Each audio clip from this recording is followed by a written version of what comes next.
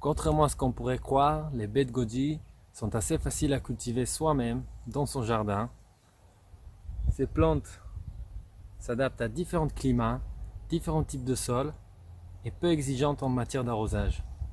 Alors si vous aimez des petites baies fraîches, pleines de nutriments, suivez-moi avec cette courte vidéo.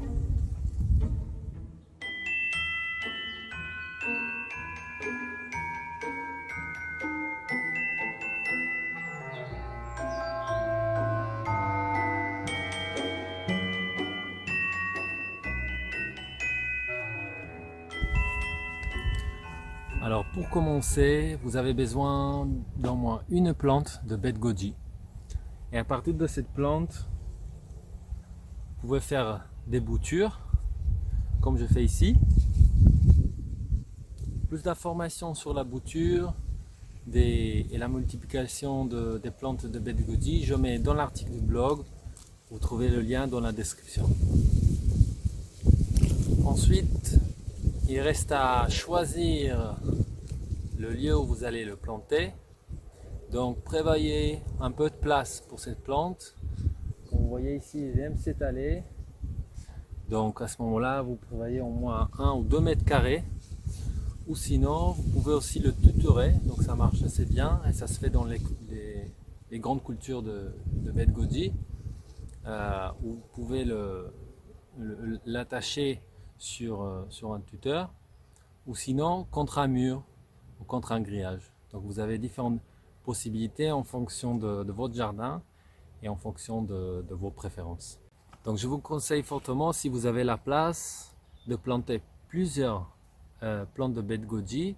Ça va mettre du temps avant de fructifier. Dans mon cas, ça a pris quelques années avant la première fructification.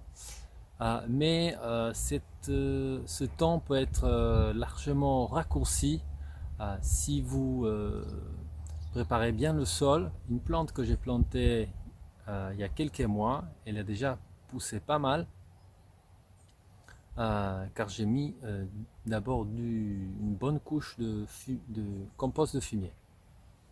Donc ça a dû accélérer un peu la croissance. Donc vous allez pouvoir avoir de fruits à partir de la deuxième année si les conditions sont bonnes. Alors par rapport à la saisonnalité, les baies de goji fructifient ici dans l'hémisphère nord. Je suis dans le sud de la France en automne, donc au début d'automne, fin d'été, en mois de septembre. On commence à avoir des fruits et par la suite, en hiver, commence à se mettre en repos, perdre les feuilles. Là, il commence déjà à rougir, les feuilles. Et ensuite, au printemps, il reprend la croissance et il commence à fleurir. Après la fleur, vous allez voir des petits baies vertes et qui ensuite vont mûrir et vous donner les baies rouges.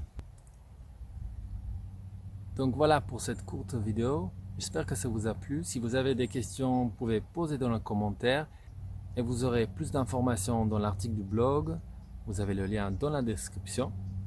Et je vous dis à bientôt pour une prochaine vidéo.